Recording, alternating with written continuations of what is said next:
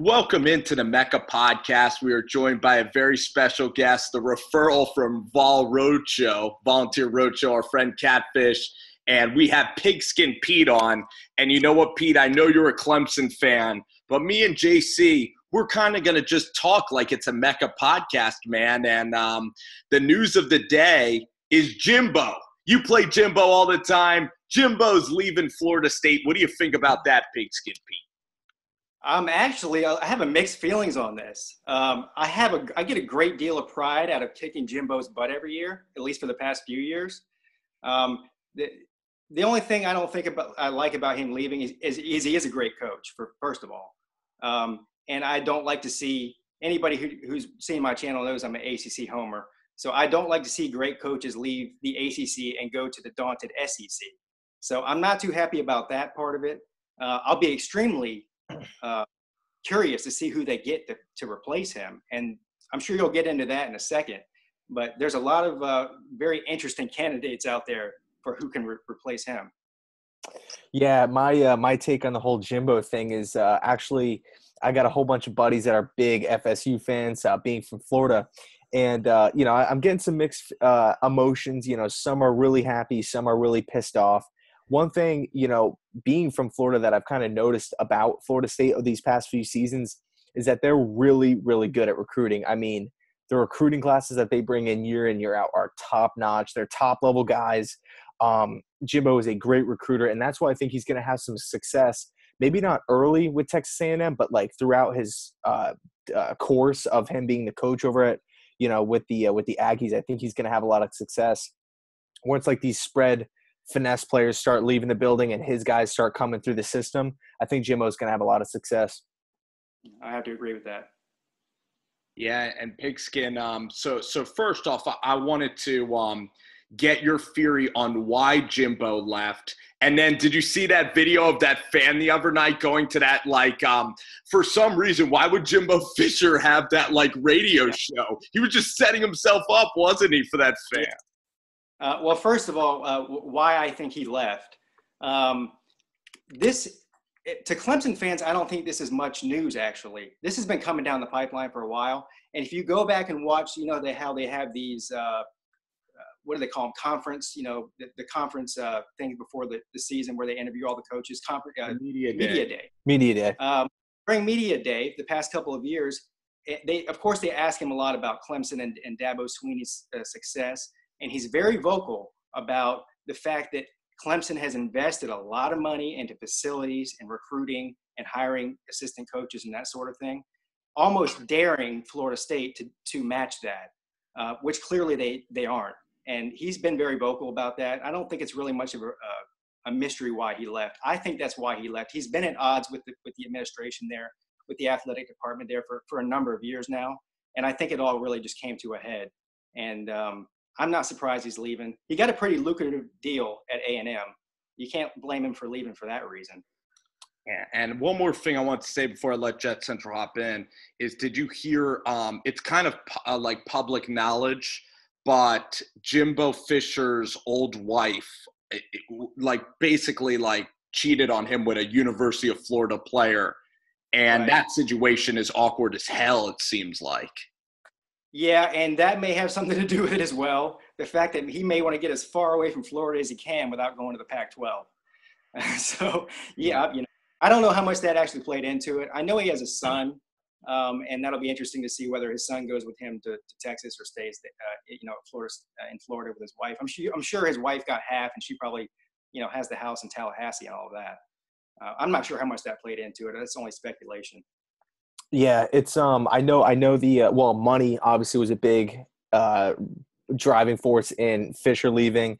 Like you just said, Pete, the facilities. Jimbo's been trying to get so much control over the facilities. He wants top-notch things for his players, and that's something that Florida State has struggled to kind of give him. Not saying that Florida State is some dump or something like that, but like you alluded to, Clemson has top of the line stuff. So when they're getting these great players in the door, they're being not only developed by the coaching staff on the field, but the facilities are just top level things. And I know with Texas A&M and like kind of the disarray that they're kind of in right now, they're in the SEC, they're in Texas, they're going to get a ton of recruits. I think they're just going to throw him the program and say, Jimbo, turn us around. Yeah, absolutely. I agree 100% with everything you said. Yeah. So, Pigskin, I wanted to ask you this question, okay? And actually, I'm going to go to my buddy Jet Central right here, okay? I'm going to go right to you, JC. Who are your candidates for Florida State now? Because I certainly have a list that I think is going to get, offered. Right. I think the two guys to just kind of keep your eye on: Willie Taggart from Oregon. I think he's from Florida. Obviously, where was he before USF? I forget where he was, but I know he turned the program around there. Then he went to USF, Kentucky or something. Yeah. Great call, Spencer. It was Western Kentucky. He turned it around there. He turned around at USF. Now he goes to Oregon. He has one season with the Ducks. I mean, they didn't win the Pac-12 championship or anything like that, but it wasn't a bad season.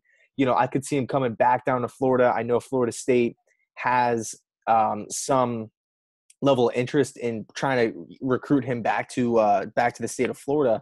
And then another guy, I think it's just Kevin Sumlin. I mean, I know it's kind of cliche because he's available and he's like a hot name right now.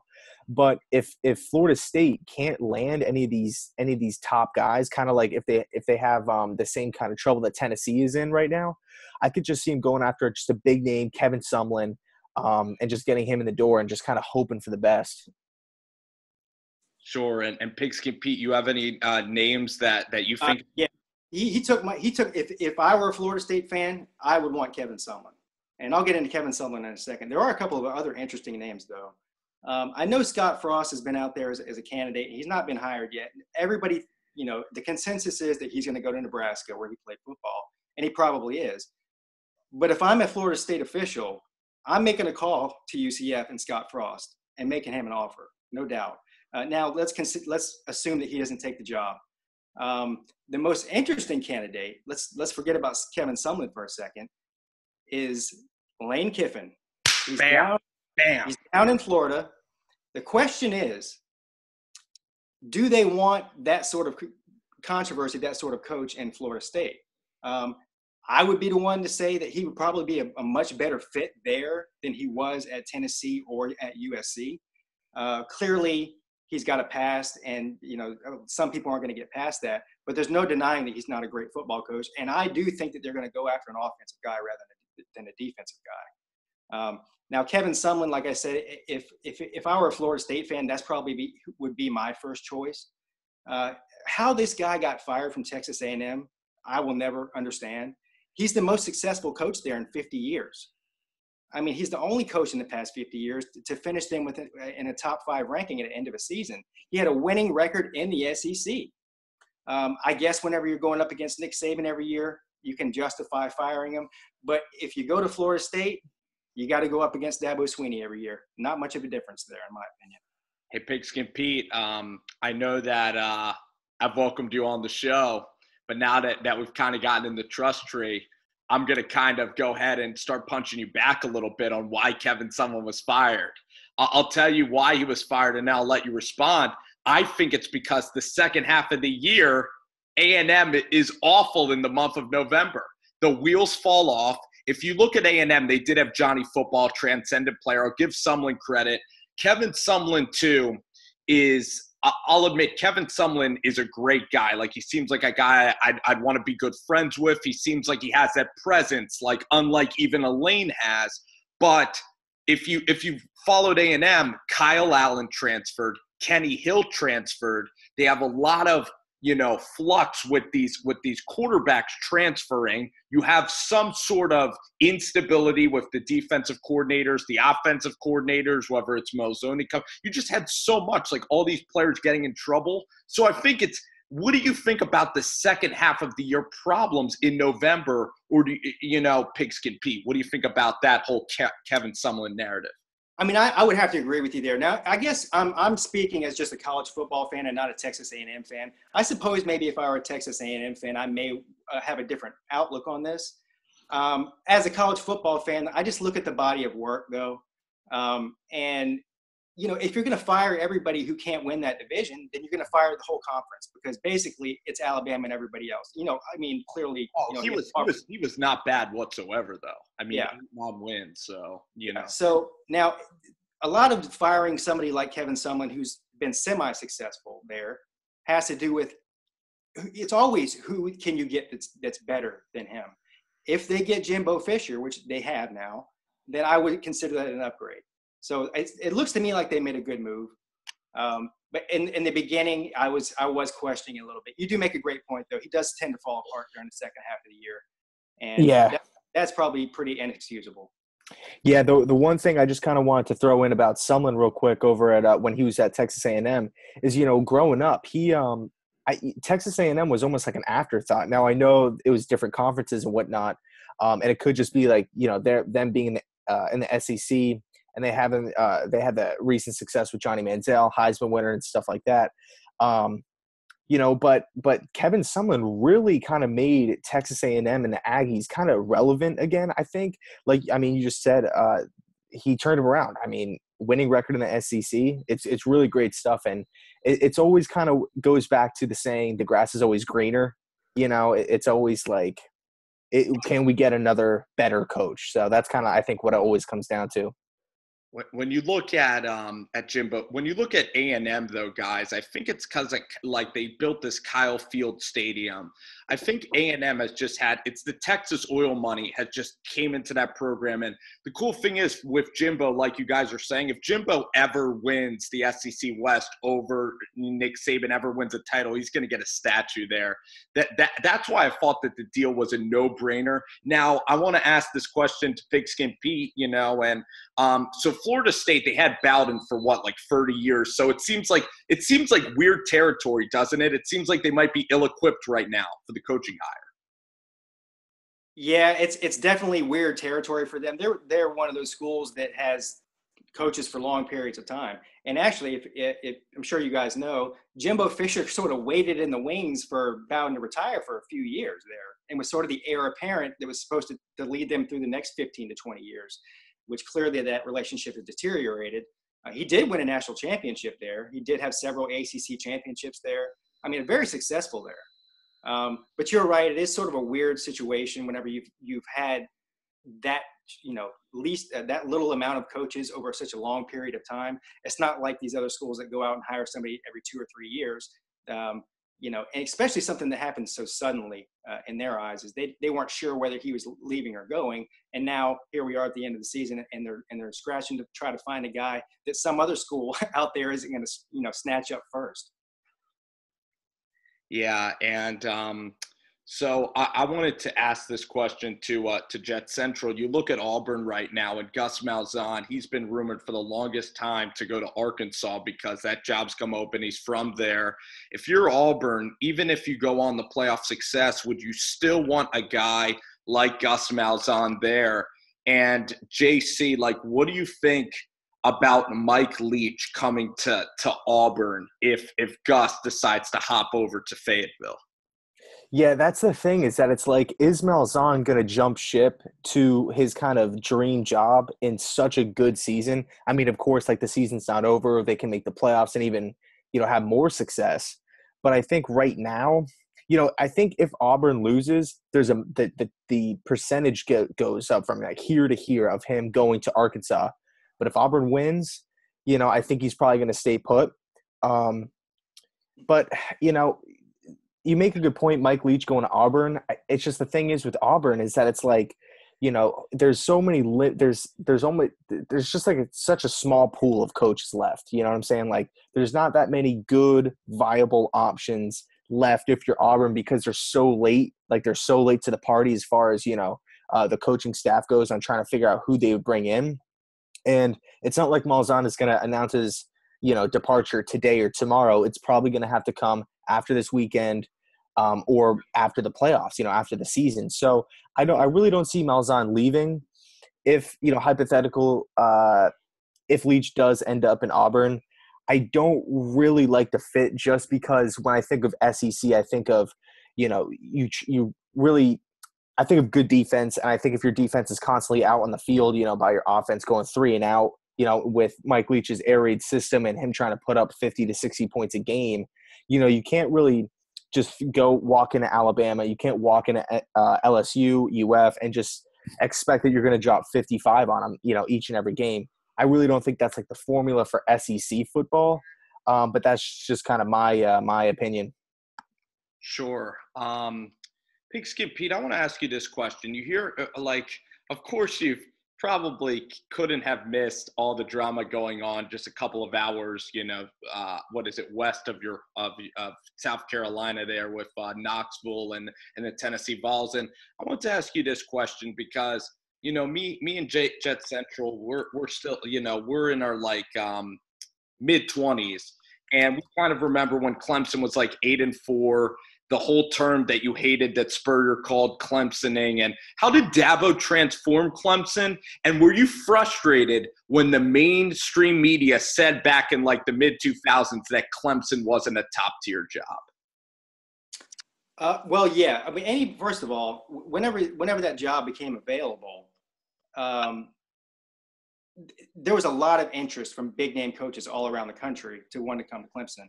If you're outside of the state of South Carolina, you may not understand. There is a lot of tradition at Clemson. It's one of the best football schools in the country as far as atmosphere, stadium, and just like I said, sort of the overall tradition there. Now, how did he turn it around is very simple. And this is the thing with Alabama. Alabama fans that don't like Clemson, the lineage between Alabama and Clemson is almost uncanny. The field they play on, Frank Howard Field. Frank Howard played at Alabama. Danny Ford won their first national championship in 1981 at Clemson, also played at Alabama. Dabo Swinney also played at Alabama. The lineages there and the history between these two schools, like I said, is almost uncanny. Now, what he did was basically bring that sort of philosophy to Clemson, and it's a family type of a mentality. It's very tough. SEC, I guess if you want to, call it an SEC type of football school, where he recruits SEC type players and runs an SEC type system. And the guy just has a knack for getting people to buy into a culture of winning. After, like you said, all of those mediocre years where they would beat a top 10 team one week and then lose to an unranked team the next week, and sort of they never really had an identity. He brought the identity to Clemson, and that identity, he's been there 9 years, and for the past 7 years, anyways, the identity there has been winning, where we expect to win every game we're in, no matter who we play. And that's something that before, you never really expected to win. You hoped you did, and if you did, it was great. And if you didn't, then you went on to the next game. So that's really the biggest difference. He's built a culture there of winning. Right. Now, Pete, I had a quick question for you. Or not so much a question, but just hear me out for a sec. I was actually talking to Spencer a few days ago on who we want to win the college football playoffs. And I'm actually pulling for Baker Mayfield in Oklahoma. As you can see, I'm a Jet fan, and I would like Baker on the Jets. But, if Oklahoma doesn't make it, or if they get eliminated, Clemson, I think it'd be really cool if Clemson won it all, because not saying Dabo's kind of tied to Deshaun Watson, but I think if Dabo Swinney can win the national championship without the great quarterback that Watson was in college, I think that would kind of propel Swinney into that elite coaching. This guy is a top 2 coach in college football. Easy. He's shown he can do it with the great players. He's shown he can do it. He's turned around Clemson. What are your thoughts on that? And will Dabo Swinney's kind of reputation around South Carolina get increased by just so much more if he were to win the championship this season without Watson? All right. Well, that's a great question. I could go on for 2 hours with that one question. So it's a quick question, Pete. I'm going to do my best to condense this as much as I can, okay? Quick question. So as far as the Deshaun Watson thing, like the last question I just said, listen, where I live, that's all I've heard for the past 11 months is that, now that Deshaun Watson's gone, they're going to go back to being an 8-4 team every year. And what people fail to realize is that in the past 7 years, there's only one team in the nation that's won more games than Clemson, and that's Alabama. So this isn't something that just happened with Deshaun Watson. Deshaun Watson was only there 3 years. This started before Deshaun Watson, and it will continue long after. The same way that Saban does. I mean, he loses players to the NFL every year, and they continue to be a top 5 team in the hunt for the national championship every year. So it's not something that's going away. It's not based on one great player. Now, Deshaun Watson was a legend, and he was a great player, and we all love him. He's an idol in Clemson. But the success was not based solely on Deshaun Watson being there. I can promise you that. Now, as far as Dabo Swinney becoming, even more of a legend if he wins without Deshaun Watson, I would tell you this: that if you're a Clemson fan, you live in the state of South Carolina or anywhere in the country for that matter, he's already pretty much God status at this point. I don't know that you can raise his level of, you can't make him any more of an idol than he already is. It would take him really, really just destroying that program sometime in the next few years for that to change. So no, I don't think it'll change the Clemson fan view of him, whether or not he wins a national championship without Deshaun Watson this year. It may change the view of the casual football fan or the fan of another team. That may be true. Maybe he can prove to other people that he doesn't need the greatest player in the country to win the national championship. That may be true, but not as far as Clemson fans go. Gotcha. Cool stuff. Now, Pigskin Pete, I also want to ask you this question. And I'm taking you back last year, and this can maybe dig into the psyche of how elite Dabo is. I watched the NC State, Pitt, and Virginia Tech championship game. So NC State, the field goal misses, the Pitt game, unfortunately. But then Virginia Tech in the ACC championship, that was a shootout. No offense to your defense, but the quarterback of Virginia Tech was lighting it up. And I'm like, JT Barrett and this team is going to have success. Ohio State's athletes are going to have success. I know Ben Boulware is such a special leader, but how the heck did the Fiesta Bowl happen? Especially like after the whole season, how did the switch get flipped? And could you see the switch getting flipped even when they were somewhat struggling, I guess, on defense late in the year last year? I was actually a little bit surprised at that myself. I don't think anybody saw that 31-0 game against Ohio State coming. I'm with you. They actually really sort of struggled all year against just middle of the road ACC teams. Deshaun Watson threw a lot of interceptions. They gave up a lot of big plays they didn't normally give up. For being for being a top 10 defense. There's something about that team though that you see this happening now.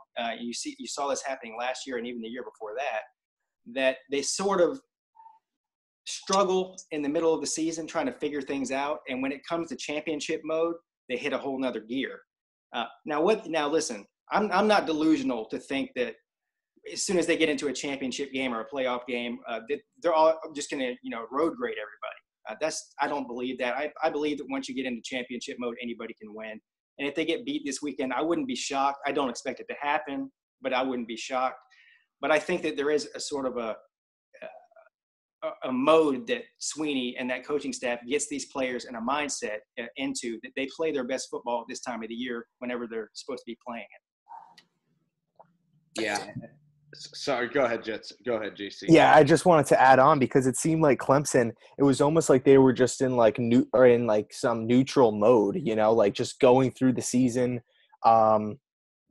Once championship time hit, it's like a switch went on and they just really just turned around. They stomped Ohio State. I thought that they were going to beat Ohio State, but I did not think that they were going to look that damn good. As soon as they stomped Ohio State, I was like, this team is for real out there. Alabama, they're coming for you. So great stuff. I couldn't actually imagine, what was running through your mind when Watson hit Renfro, on that goal line play last season. I just can't imagine that. Well, that was probably the first time I shed a tear in my adult life, as far as sports. That's what's in my mind. I couldn't be happier. That was so special, man. That championship game, and especially the one in Arizona where they pulled the onside. Deshaun he lit it up though, even against Alabama the year before. I mean, down 14-0. How special was that to kind of come back in that game, score before the half and everything? I mean, you couldn't. I mean, a novelist couldn't write a better ending to that. I mean, it was absolutely perfect. And you see the kind of guy that he's become in the NFL before he got hurt. I mean, the guy's just special. You know, as long as he stays healthy, he's gonna be doing. I think he'll take Houston to the Super Bowl and win them a couple as long as he stays healthy. Do you feel bad that Pete, that all the other college football programs, like most of them don't have a quarterback, and you freaking have Hunter Johnson, and now you're gonna have the kid Trevor Lawrence? Like, Yeah. you feel bad? Like, they're not even playing, and they look. Hunter Johnson looks like he could be awesome, like an NFL first rounder, and you have this dual threat right now, Kelly Bryant, that's dealing. No, the reason I don't feel bad is because you're only one injury away from these guys being put in, and you can never have too many great quarterbacks. Certainly, that's something, you know, also something else that Sweeney's done is recruited so great, and especially on the offensive side of the ball with receivers and quarterbacks. That's his specialty, is recruiting guys like that. And why wouldn't you want to go to a place like Clemson where they're loaded at receiver? If you're a quarterback, why wouldn't you want to go there? If you play up to your potential, it's a free pass into the NFL for sure. I mean, and Deshaun Watson didn't really start that. That was actually started by Taj Boyd before him. But Deshaun Watson took it to another level. And now if you're a quarterback and you're in the Southeast, I don't know why Clemson wouldn't be your first choice as a school to go to with that offense. Right. So I just want to kind of, gauge your thoughts, because Kelly Bryant he's been dealing this season. You have Hunter, like Spencer just alluded to, and then you have Trevor Lawrence coming in, and I'm a big Trevor Lawrence fan. I haven't really dove into like his tape or anything because he still is in high school. It's really kind of hard to break that down because he's not really dealing with the same level of talent or anything like that. But I've actually watched a few of his games, and this guy looks like he could be the first overall pick in 2-3 seasons. I mean, this guy looks fantastic. What are your thoughts on him kind of coming to the program? And do you want him starting as a true freshman if he wins the job, or is better than the quarterbacks on the roster? Or do you think, they should kind of give it to Bryant or whoever because they're like the veteran option? They've been there for, more years. Well, I'll go from experience from this year. So let's just go back a second here. Let's go back to Hunter Johnson coming in this year as one of the top-rated quarterbacks. And not that he's as good as Trevor Lawrence. I don't think he is. But I had a personal feeling before the season started that they should start Hunter Johnson because I have seen Kelly Bryant before. He's been on the team for 3 years, never started, but he's played a lot of games and a lot of snaps. And I thought that maybe they should go ahead and get Hunter Johnson going so that next year, he would be seasoned and ready to lead the charge. But of course, I think I was proved wrong in that. Kelly Bryant really stepped up and is a completely different type of quarterback, but he's shown that he's a winner. And I fully trust in Kelly Bryant. So to answer your question about Trevor Lawrence coming in and whether or not he should start, I'm a little bit hesitant to make that call. If you look at him on tape, he looks like he's as NFL ready as any quarterback is that young. I don't know if he's going to be ready to start next year. If he is, that's great. If not, then I would be certainly happy to have Kelly Bryant still leading the charge next year. Gotcha. Cool. Absolutely. And right now, I think we're going to get to our national championship selections. And Pete, like me and Pete were talking earlier, like he's a huge Carolina Panther fan. We could talk all about the NFL, the NFC South, and this could be a long podcast, but we're definitely going to talk about right now the playoff. And Pete, again, thanks for joining us, man. But are you a little worried, actually, that Miami lost to Pitt, as crazy as it sounds, because now they might, they were almost like thinking too highly of themselves. They kept flirting with disaster. And now everybody in the free world is picking Clemson to probably win. Are you kind of like a little worried, actually, that they kind of got their loss out of the way? Yeah. First of all, once you get into championship and playoff mode, I'm always a little worried. Am I worried a lot? No. Now, I did make a video saying that the best thing that could have happened to Miami was losing to Pitt last week. And I do really believe that. it probably really woke them up, and now they're going to be able to sort of reorganize and focus and fix a lot of those big mistakes that they made last week. I fully expect Miami to come out and on fire and play the best game of the year this year. But at the end of the day, like I said, Clemson has been there and done that. They know what to expect with this. They know what to expect with Miami. And I think, to be quite honest, that Miami's on the rise, and I think they're going to be a force to be reckoned with in the ACC for the foreseeable future. But I think that Clemson right now has a little bit more talent and a little bit more experience. If Clemson gets beat, they get beat. I'm not sure Miami can take it all the way. If Clemson wins this game, I think that Clemson has a better chance of going all the way than Miami does. Let's put it that way. But yeah, I'm always a little bit worried. So, Pete, thank you so much for coming on the show. I think you guys have a great chance to win a national title because of your defense, because Brett Venables is so special. Absolutely. I couldn't agree more. Hopefully he doesn't leave. That'll be the next podcast. We'll talk about that. The next podcast, too, will be about all the Clemson players in the NFL and why the heck Mackenzie Alexander isn't playing cornerback in the NFL. Hey, Pete, thanks again, man. And we'll throw this one up. And you're a great YouTuber. And everybody go check out Pigskin Pete and Jet Central. So we'll see y'all. Thanks. Thanks, man.